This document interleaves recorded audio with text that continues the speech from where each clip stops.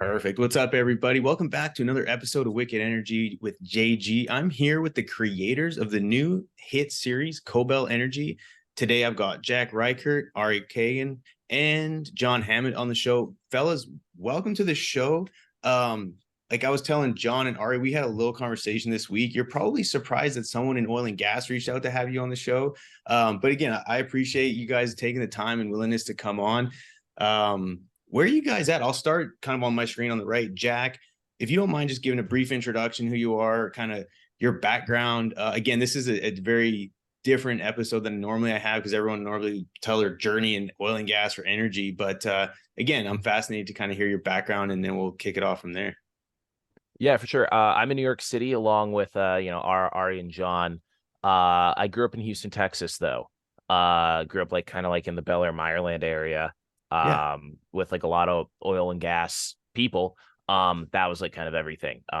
So I'm deeply familiar with the industry and a lot of aspects of it. I even studied a giant chunk of it in college.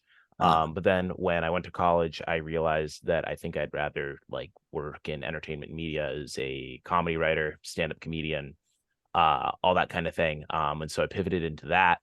And Cobell Energy was kind of this accumulation of being able to combine these two different aspects of my life with my friends Ari and John, and so that's kind of where we are today. I was friends with Ari and John for about a year prior to this all happening, but I'll let them give their intro, tell a little bit of their story to kind of contextualize all this. Nice. Yeah, perfect. Fellas. So I'm also in New York. My uncle was an oil and gas guy. Now he does small nuclear reactors. Oh, So energy nice. has always kind of been a thing at least I've been around. And climate is an important thing for all of us, making sure that we don't end up with famines and rising sea levels and wildfires and hurricanes and the list goes on. But to me, it was, we had actually another idea for a show called FEMA, which is about FEMA and them dealing with natural disasters. But I thought that it was just a little too much of a large scope. And we wanted to focus in on a really kind of little microcosm. And that ended up being the largest industry. And that was really, it was fun to touch on this again. And I think, as soon as we got in touch with Yellow Dot and they were interested in doing something like this, it was obvious that they were the perfect partner to make this show with. Gotcha. So real quick, curious, Ari. So where did you grow up? You're not from Houston though, right? No, I'm from upstate New York, 2 hours north of the city. Okay. And then did you is your whole career on sort of on the media side, or how did you get into with Studio 181? Yeah, so I grew up just making videos, making YouTube videos, and eventually, wanted to get into a little bit more, what I would consider to be serious media. So I did a couple of short films and I had a podcast for a while. But I've always wanted to make a series. So this is the first series that I've been able to do. Cool. And I think it all sort of started to come together this summer when John, Jack, and I were talking about making a movie. And we were thinking about, where is entertainment going? And just looking at the fact that a lot more people are looking at stuff online. So we wanted to make something for that audience. And we wanted to make something that was, hopefully a little bit higher end, a little bit more scripted and traditional. And so the show is born. Yeah. No, we'll dive more into it, but the concept itself I think is brilliant. John, what about you, man? Yeah, so I've been producing and directing for probably I don't know 8-10 years or so here in New York, mostly on the comedy side, and then a lot of short form stuff, and that led into commercial work. And when that happened, I started Studio 181. We partnered with Yellow Dot to make this series. But yeah, I think for me, I just coming from a background in comedy, coming from a background in making, I think a lot of the comedy that I started with was touching on social issues and issues that are difficult to talk about for people, and bringing an angle of humor to them brings everybody to the table kind of. And this project is, in that same vein, it's playing with the same sort of tools in terms of like, media and comedy. Yeah. So it made sense for me, and I was obviously hyped on it. Too. Yeah. No, it's great. Like, and that's what I love about comedians. Like, they can talk about the most sideways, offside stuff, and I'm sure there's always haters out there, but like you can bring a conversation to the table and talk about it. It's kind of like hundreds of years ago, as jesters could kind of do the same thing. But I love how again, the sort of the idea of tying humor into something with it that has a greater purpose. Again, I think is super interesting. And so I'm curious, how did you guys choose the actors? Well, the actors, we always knew that John was going to play one of the characters. Yeah, I was gonna say, man, you got selected to be on the A squad. That's pretty impressive. Yeah, when you're part of writing the show, you can just write yourself into it. Yeah. And when you're the producer, I think I'd be great for this role. Right? Yeah, yeah, exactly. And then John, I think, always had Will Higgins in mind, who plays Chris Jr. Yeah. And he sort of coordinated this like meetup where I would run into him on a roof and realize that he was perfect for the character, and that's kind of what happened. Yeah. We were at the day we sold the show, we got everyone together for like a little celebratory dinner. And one of the writers, Matt Stevenson, said, before the dinner, he was kind of like, I don't know, I feel like John should play Chris. Like, I don't think anyone can do it better than him. And then he saw Will walk in and he was like, oh my God, he's wearing this full pinstripe suit. And it was like, that's the guy. So that was pretty obvious. And then Emily Wilson is another great comedian that we know.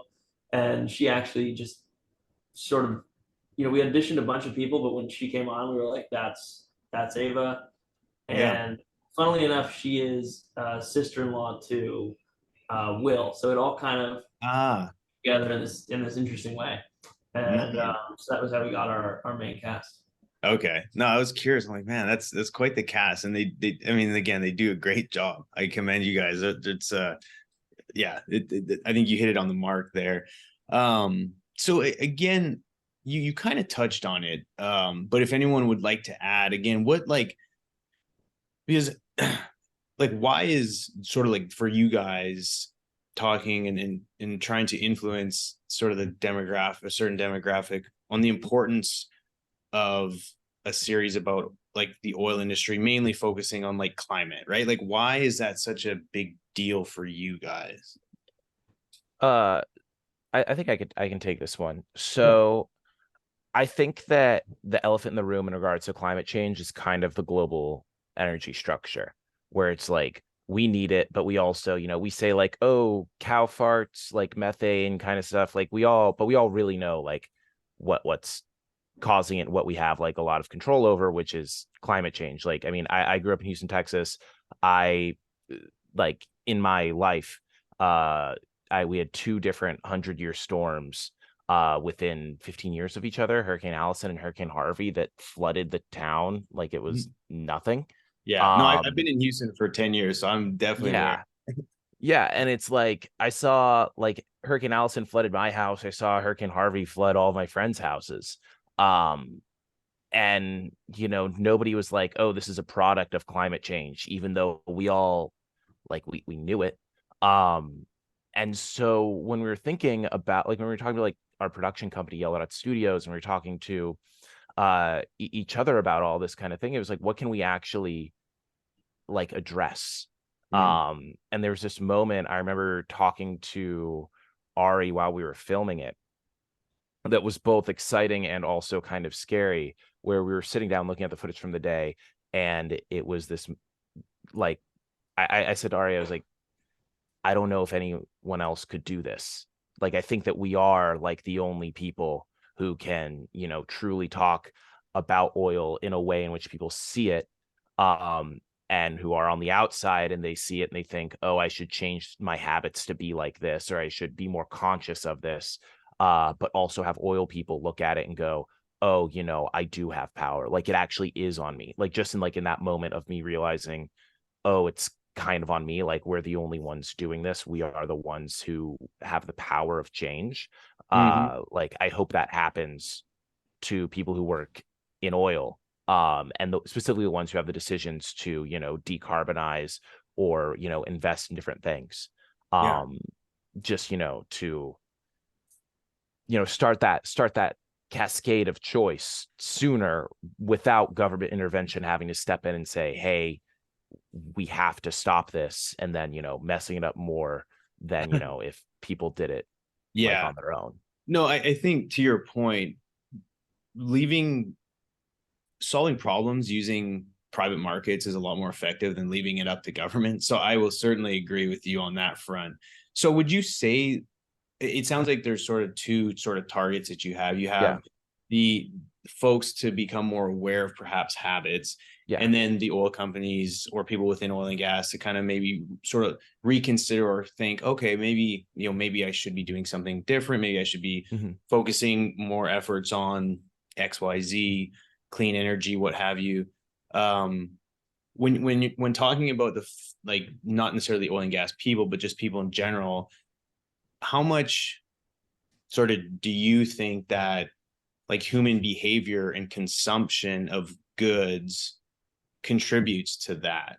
I mean, because the challenge oftentimes for people to understand, and again, I'm not a political scientist, so I'm not about to sit here and be like, oil and gas doesn't cause climate change. Like that's a whole nother topic of conversation. I have an engineering background, but I'm by no means a freaking political scientist. So I certainly don't want to get onto that debate because it's for sure. I think we'll just spin our wheels. But a lot of times, like say like the oil companies, there's a lot of good conversation being had is like oil companies don't set demand. Right. Consumers do. And the oil companies just supply to meet the demand so that if demand's high enough that things don't skyrocket. So not to get into like economics, but I think it's an interesting conversation because what I do appreciate, I guess, in saying all that is that it's like, hopefully people like just consumers kind of think, okay, maybe there's, maybe if I don't leave my iPad plugged in and 8 phones and 6 computers plugged in all day, maybe that would actually help too. Like, I think that's an interesting conversation in itself. Yeah. Well, you also have to think about like the role of a company and like a company looking forward, right? Where it's a company's kind of responsibility to not become dated, not like be a thing of the past. Like if you look at like Kodak, for example, Kodak used to be the biggest name in camera, but they didn't digitize when it was time to digitize. And as a result, they're nowhere near as big as like Nikon. Yeah. Right. If you look at like an oil and gas company where it's like, right now, maybe demand is like this. Maybe demand is, bad, but like we see electric cars. We see that like, people clearly like they want Teslas. Nobody would say, oh no, I don't want a Tesla. Right.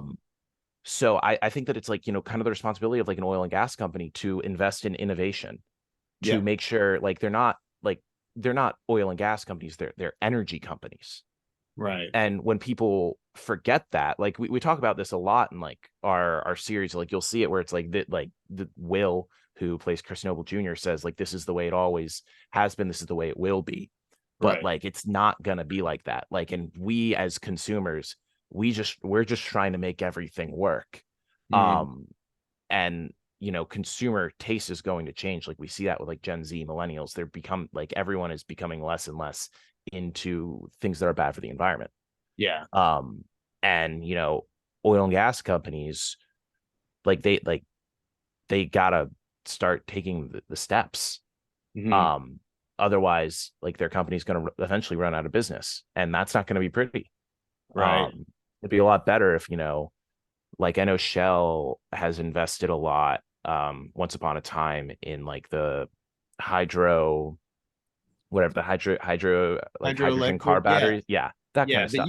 The Europeans have done an amazing job. And again, there's two parts of it. Like there's so for like a lot of the Europeans have invested heavily in like renewables, BP being a big one on like battery, like EV charging stations, solar farms. Like the Europeans have like Total, a lot of those big European majors have invested a shit ton of money into new energy, or what they would call green or renewables. And so, it's so that piece of it is you can be like, oh wow, like they are trying to. But when you look at what actually funds those businesses, a lot of it is the money made off of oil and gas to then funnel it into that so they can support that. And so from like, and then when you look at US majors, call them like Shell or Chevron, Exxon, and BP Shell, like the purpose of being in business is to create value for shareholders, right? So there's a fine balance, and I think that the Europeans have like definitely made a more conservative effort to go down that road. US majors are a little more focused on like the carbon capture and stuff like that, but it's interesting, and I want to pivot here in a bit because I want to talk about this show a little more. But yeah, what, like, from your perspective, are you, or like all y'all's perspective, are you is the sort of the perception is that oil and gas companies are like doing a bunch of greenwashing, or are you guys doing research and really getting a good understanding of what traditional oil and gas companies are doing to operate more sustainably and to reduce emissions? Like, how much, I guess, research goes into the drawn conclusion of that oil and gas is, you guys need to start doing something? Like, do you know what we're doing? If so, like, you know what I mean? I'm trying to kind of gauge that, because there's quite a bit of effort being made, and to some it's probably not enough, and to some it's probably like, oh, you're just dumping money, you're just putting just enough in there to like please investors in the community, but really all you care about is like stuffing your pockets. Like, what's your kind of thoughts around that? Well, my view on it is like, as you say, none of the renewable energy is quite as profitable yet. So it doesn't make sense as a business to switch everything over to that, especially if it's subsidized. But, looking forward, I feel like we're going to run into a lot more societal problems, which is where it becomes a little bit more complicated in terms of, if you're an energy company and you're losing money, developing new green energy right now, you probably won't be the one that has to pay for all of the issues that happen in other parts of the country or even other parts of the world. So it's a little bit bigger than the actual businesses at that point. I think as far as the the actual companies go, they do have a sort of long history of not really actually investing in this green energy as much as they could. And I think that definitely weighs on our perception of it. And it definitely weighs on the show, because, when you've lied about climate change for 40 or 50 years, it is hard to trust you. So I think, even if there is an effort being made, maybe it's too difficult from a business standpoint to really make that push, but also, it is a push that needs to happen. And I think, like Jack says, they aren't oil and gas companies, they're energy companies, and we need energy. I think also just from a entertainment perspective, right? It's like, I'd say at the end of the day, you probably know a lot more than we do about what is the actual like nuts and bolts of what's happening in the energy industry. Sure. But I think for us, like in terms of storytelling, in terms of like entertainment, in terms of like creating a compelling, sort of story, right? It's like you do kind of have to be somewhat reductive about like what is the point that we're trying to get across here. Nuance doesn't always come across very well, especially in a 2-minute format. So it's like, if we were telling the real story of, let's say, a company like BP, like I think like, the efforts that BP is putting in like carbon capture, whatever, battery development and stuff like that would find their way into that story, but it's not that one-to-one, right? It's like sort of like a boiled down version of like, what's the big picture here? What is the message that we're trying to get across? And it does incorporate, this 40-year history of lying about climate change. It incorporates those things into this sort of story that we're telling. So, I think with a bigger platform and a bigger sort of space to tell a story, those nuances would find their way in. It's tough in the space that we have. Yeah. No, it's it's a good conversation. It's extremely complex, as like the listeners all know, we all know, none of us are experts in any one field, especially because climate and energy, I mean, there's people with PhDs that will battle out whether or not there's friggin' too much CO2 in the air and how much is not, and whether these storms are caused by climate change or not. Like, again, it's so tough to tell. But I'm sometimes delusionally optimistic. I think we'll all figure out a way, and hopefully via technology and people's energy consumption behaviors.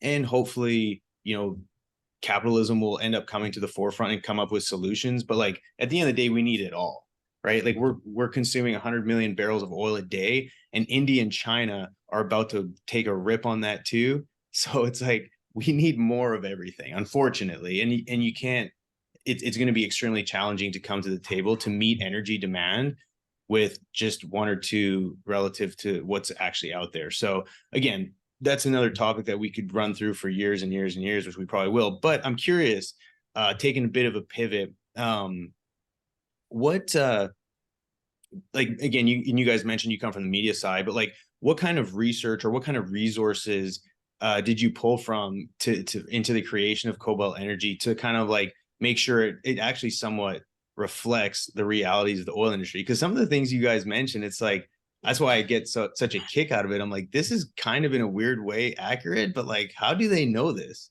So I'm curious, like, do you guys have people that have worked oil and gas, or just a bunch of research, or what? Yeah, well, I mean, I think the whole basis of the show is in climate change, and recognizing that it's a serious problem, and also just it sets it up so well, because you have this sort of impending doom that we're all very aware of, and we have this science to back it up, and then we have these people who sort of refuse to change, and we make these cartoons out of them. But to go beyond that, that's just sort of this almost really oversimplified version of it. We wanted to get into who they actually are. Why are they like this? Is it because their family has just always done this and it's the only thing that they know? Yeah. And so we spoke to a couple people who work in oil and gas. One of our writers, Jared, actually just left his job there about 2 or 3 months before we started production. So we had a really deep insight into, the industry on a whole. Unless you're a seasoned veteran or you follow it religiously, it's hard to get the absolute nuances of that. But as far as like office occurrences, that's kind of like across the board the same. So Sure. we read a lot of great stories about stuff that had happened at the office. One of them is, one of the Jared's bosses has an office, and he wanted a trash can in his desk, and there was already a trash can in his room, but he didn't want to get up and put it in that trash can. So he asked to have a trash can built in his desk. They wouldn't do it, so he just threw all the trash on the floor. And I think that it's like, that's kind of an interesting analogy for, it's like, yes, we could make this leap to new forms of energy, but we don't really want to. It's we're exerting too much of our own energy to get there, so we're kind of making this mess everywhere.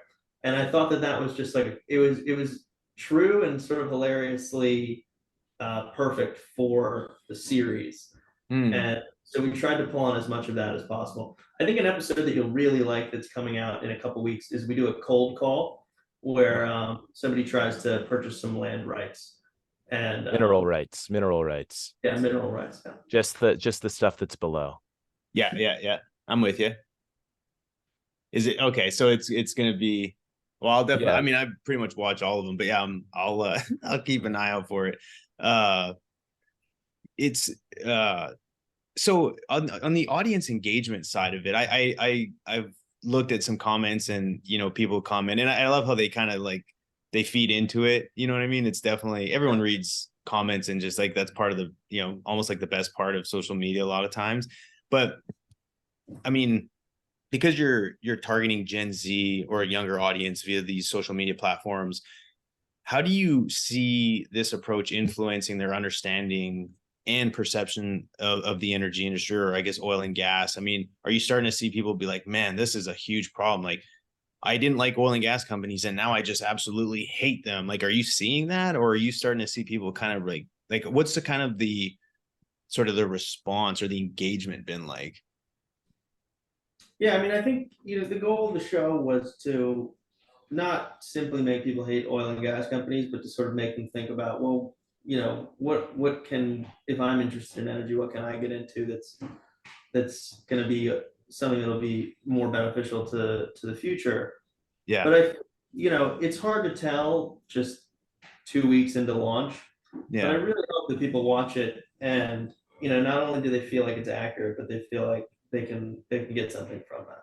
Gotcha. Okay. Has there been any like engagement? So again, I know it's super early, so it's probably like, guys, like we're in this like a microsecond, but has there been any feedback besides someone like me, like in oil and gas? Has anyone reached out and been like, you guys need to stop? No one's been like, you guys need to stop. Oil and gas people, they're like, they're pretty funny. Yeah. They're Like like, me. yeah, you're here right now. Like, did we say some mean things about oil and gas? Yeah, but like that's fine. Like, we're still people. Yeah. Um, so yeah, but like Jared has like told me about like his former coworkers reaching out to him and being like, this is hilarious, or like, I can't tell, are you mad at us?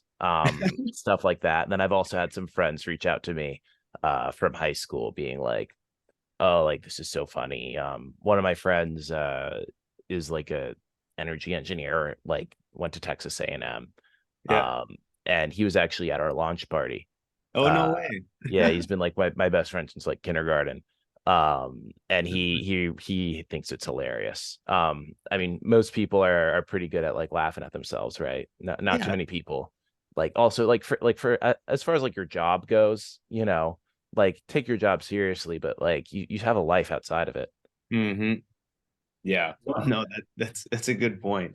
Uh Another interesting like interaction we've had through the show on social media, like outside of sort of like climate change conversations and stuff, is that the show's presence on these apps, especially on Instagram, is as if it's the company, right? They post things speaking as the company.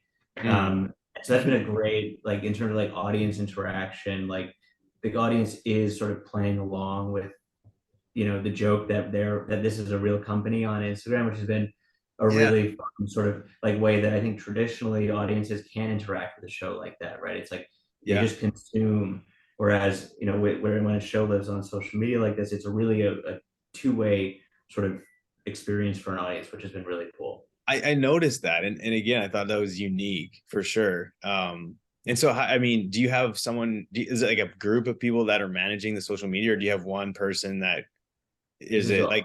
Whoever's free? Yeah. It's not. Yeah, I think we wanted to use the social media to sort of make fun of some of the classic greenwashing campaigns of the past. We have Yeah. this really great post coming out. I think it's actually tomorrow. That basically, I forget who originally did it. Let me look this up. But basically, we did a spoof of this ad. It was Humble. They did this ad buy in a magazine in 1962 that said, each day we supply enough energy to melt 7 tons of glacier. 7 million. 7. Oh, it's 7 million tons. Yeah. Wow. Okay. Which is it's a hilariously out of touch statement, but we thought that it'd be really funny if they posted that today. Right. And who did you say posted that? What was it? Humble? Yeah. Humble Energy. Yeah. I think it was SO. It might be humble. Humble? UHU, like spelled humble. Yeah. No, I'm trying to think. That's like I was gonna say I didn't area. recognize the name, but I mean it's So wait, can you repeat it again? It would said what? Yeah, they took out an ad buy in a magazine, like a double page spread like that. Yeah. And it says each day Humble supplies enough energy to melt 7 million tons of glacier. And it's a huge photo of a glacier. What? They did that? They actually did that. And I thought that's like the very beginning of, before it was even greenwashing. It was just like, we're proud of how much we're supplying. But I thought that it'd be really funny given the context to have us do something like that these days. Yeah, no, that ties right into that's crazy. I've never heard. Maybe they're Cobell Energy's competition, man. Yeah. And just stuff like that, just playing off of the idea that they're sort of oblivious to this problem. Yeah, I mean, I don't know. That's sad that it's, and I don't know, maybe it was a joke or maybe that's odd. I don't know. No, but it Long time ago. ties into Yeah, it was 62, so it was a little bit before all of the major studies. But okay. I thought this was recent. I was like, no, we wanted to do it recent. We thought we did it recent. yeah. But just the way that we interact with everyone online, it's like our latest post is refinery on every block initiative to support our organic oil campaign. Oh, And it sort of plays into the whole like local vegan type of stuff that we've seen the last few years amongst the food industry. yeah. But we thought that it would be nice to bring that to the oil industry. Well, we do need more refining capacity because everyone wants lower gasoline prices. So it's actually a good idea. Yeah, and now you can have one in your suburb. Exactly. Right on your block. That's pretty funny. I mean, do you see this getting big enough to where it can influence like public discourse around energy policy? I mean, are you guys trying to get like into the political side of it, or is it more just like sort of the consumers and younger generation? I mean, it's hard to tell if somebody will watch it now and then down the road they'll end up being someone who's really campaigning for this type of stuff. I mean, we are, so I think that that's a start. But I think it's like you say, we do have a huge energy demand, and we need to kind of start to transition away from our current methods and to deny that this scientifically proven problem of climate change is caused by not entirely oil and gas, but mostly. Mhm. We need to sort of make that shift. So we hope that it will continue to help us to move towards a greener future. Gotcha. And before, because I do want to talk a little bit about the media platform in itself and just kind of move away from the energy stuff. But I'm curious, like, do you guys look at like the EIA's energy mix and like because in the US, we as a country, and I'm not just talking about oil and gas, I'm just talking in general, is like the energy mix has actually gotten to be like, if you look at the like graphs on how much energy supply comes from different energy sources, like the US has actually done a pretty damn good job in incorporating renewable energy and almost, I mean, we're producing at an all-time high. But I mean, and we're exporting a little bit. So again, everything has gone up, but like solar and wind, especially like here in Houston or in Texas, like I think most of our energy comes from, I mean, natural gas, wind, and solar. And so it's cool to see that, right? Because that's obviously helping. But really where I see that the challenge is like for those who are in energy poverty in a lot of these countries, that like once they start to begin really developing their economies, I'm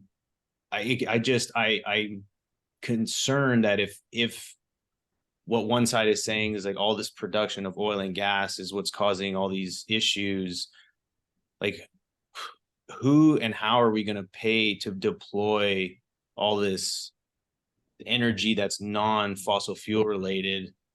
Like, where is all that money going to come from? And is that going to be more inflationary? Because that's a lot of times the challenge, right? And again, I don't expect an answer, but these are the types of things that keep me thinking all the time.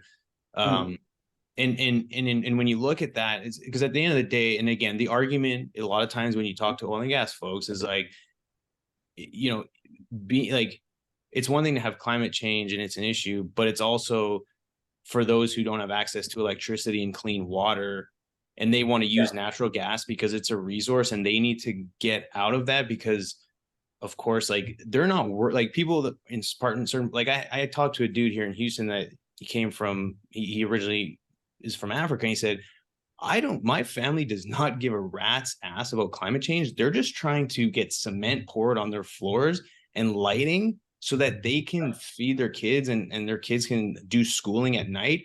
I don't care what it is, but we need it. You know what I mean? So like globally, I think we have to at least acknowledge that not everyone cares so much. They just want the necessity and like the hierarchy of needs of like just the most simple things that we all here take for granted. You know what I mean? So maybe I there are.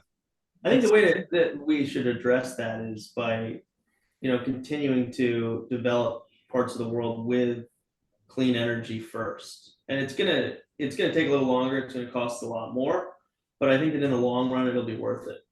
I mean, I was just in Morocco. I visited the world's largest concentrated solar farm, Oh and it wow. was just absolutely massive facility. But it's just really fascinating. It powers 125,000 homes, and a lot of Morocco is actually on solar. You visit a ton of people's houses, and they just have solar panels outside. And they do have the advantage of basically 310 or so days of sun every year. Yeah. They've made the most so far of what they can, and Mhm. they're continuing down that path. Right. So being able to look at stuff that works in your area, I think, is a huge part of this. You're not going to be able to put a hydroelectric dam in Morocco. There's basically no rivers. Yeah. So if we can look at different parts of the world, we can find solutions, geographically speaking, that'll put us way ahead, especially for a developed country like us. Like, we're going to feel the effects of climate change, and it's going to hurt us a lot more than not on a global scale. I completely misspoke there, because we live in a pretty great spot. Sure. But as far as hurricanes and wildfires and flooding, we're going to feel that just as much. And if we have the ability to build new energy sources that aren't contributing to this problem, that'll help us. That'll help us out a lot. And I think at the end of the day, like, when we think about climate change, the world is going to be fine. It's humans that are going to face the consequences. Yeah. Well, Elon will take all of his folks up to Mars, and then all the have-nots will just be stuck here on Earth running around trying to figure it out. And that's what it sounds like it's going to happen. That's what ChatGPT told me anyway. I don't know. But the one thing that I'm super bullish on nuclear, and I just wish we could just deploy nuclear all over the place, because besides travel and like airplanes and ships and stuff, like from a power generation standpoint, golly, that to me seems like such an obvious answer, but that part of it I don't understand. I don't know why politicians and people are so against it. I think it's like maybe the public perception of the safety factors, but when you look at death per kilowatt hour, it literally is like at the very bottom. Like, it's so small. So that's another one. The last thing I will say is, here in the US, our emissions have slowly gone down fairly, we've done quite a good job since the early 2000s of actually reducing emissions. We need to focus on China, not the US. Now, granted, we need to worry about everything, and I say that kind of jokingly, like Donald Trump says, like, China, but China is such a big deal. Like, that to me is, if we can convince China to somehow start, because they haven't even reached their peak energy consumption per capita. So it's like pissing in a pool, right? Like, if we're all in here not pissing, but then someone over on the other end is just like unloading, it's still going to make a difference. And so it's like, how do we influence that part of the world? Because that's where most of the pollution and a lot of that stuff's coming from. Like, what's your guys' take on that? Well, I think we'll have to dub the show in Mandarin. yeah, make some Mandarin videos. I think we need to be targeting ads to those guys. I also think, like, well, for us, like, moving into like the additional seasons of this show, it's like, these are all like things that we want to talk about as the sort of world of the show grows. Like, we want to be talking about like international, sort of issues, and also like, sort of other perspectives from the energy industry. Like, we have an episode coming up that has like protesters in it, right? And like, seeing, the oil industry come head to head with like, pretty aggressive like protesting tactics and stuff like that. It's like, these are all places in our world that we're building where these conversations are happening.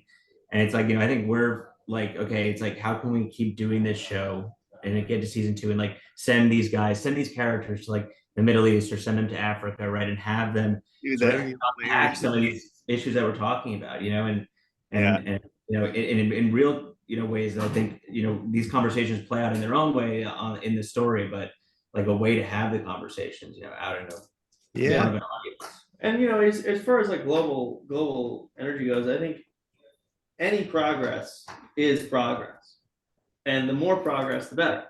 So Yeah. if we're all fighting hard and China is not, that's better than us not fighting hard. And Yeah. hopefully we will come up with new energy solutions that are more profitable, and we can all make that shift. But I really like nuclear. Nuclear does have a problem, which is that it needs to be kept cool. So you saw France have to shut off all the reactors this summer.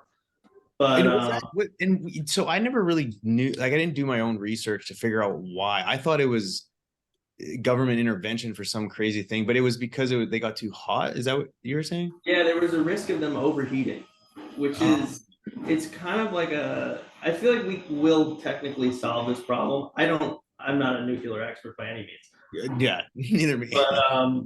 But you're absolutely right. It is right now, in my opinion, the most promising.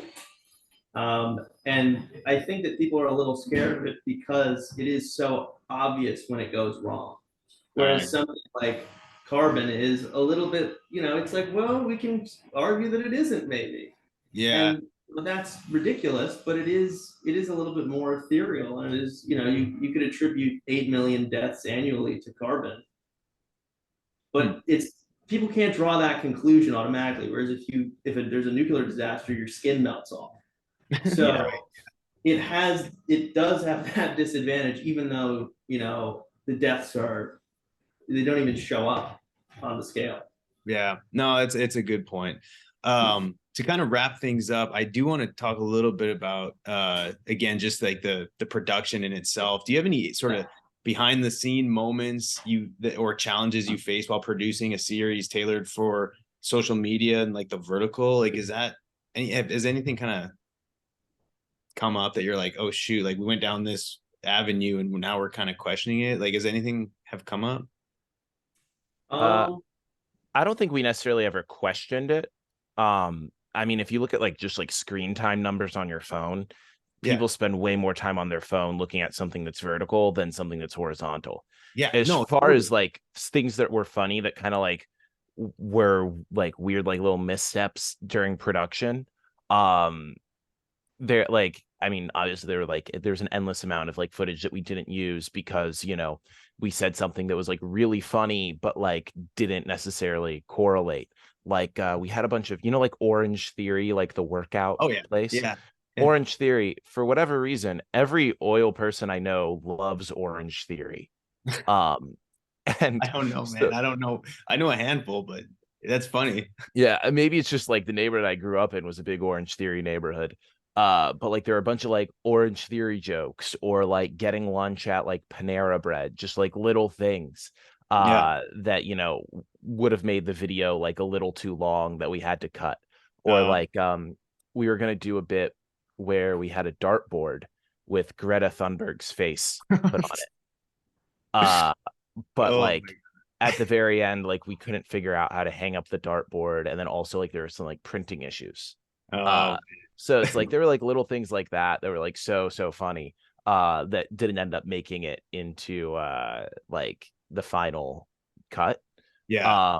Which is a shame. If we could do like a bonus features kind of thing, we could have like a DVD of like 10 hours of hilarious footage. I'm sure. I'm still waiting until you guys have a lunch meeting at the strip club. Oh yeah. No, it's not. This isn't based on Enron. Is that a thing in the oil industry? Yeah. Okay. No, I mean it's write that down. Deals happen in some very obscure places. I can tell you that. That's great. That's great. We'd love to talk to you if we do another season. Yeah. I wanted to make a correction. It was not due to heat. It was due to maintenance issues on corroded pipes. So they were able to replace all the turn them back. Okay. On. But I appreciate you coming back to that because again, it's relevant. Yeah. As far as the vertical shows go, we've done so many of them that it's like we kind of know where all the issues arise from. But if we were able to do it with a lot larger budget, we would want to do a full length show because there's only so much you can tackle in 3 minutes. Yeah. And as you know, this is such a rich world, and we can't fit something like a strip club meeting in an episode every time. Yeah. And have something like that would just fill it out and just make it so much funnier and so much more real. And I think if there's one thing we've learned, it's like the comedy in this industry comes from real life, because it is just such a funny little world. Yeah, no, it's so true, man. I guess the last question I have is, you mentioned kind of some ongoing seasons, and I'm sure you guys, things change, but what would you say your future plans are? Like you mentioned kind of another series. What would you say in like 3 to 4 years, like what that looks like you know, maybe more capital to be able to do something more production, or kind of what's the goals? I mean, we'd love to do another season. It's, you know, largely dependent on our production company and if we can swing it time wise. Um, I think if we can, we'd like to make it as a full show, because there's just so much that we'd like to get into. Yeah. Yeah. And as far as seasons go, I mean, I don't want to spoil how this season ends, but it puts us in an interesting spot, sets us up for some good stuff in a future season.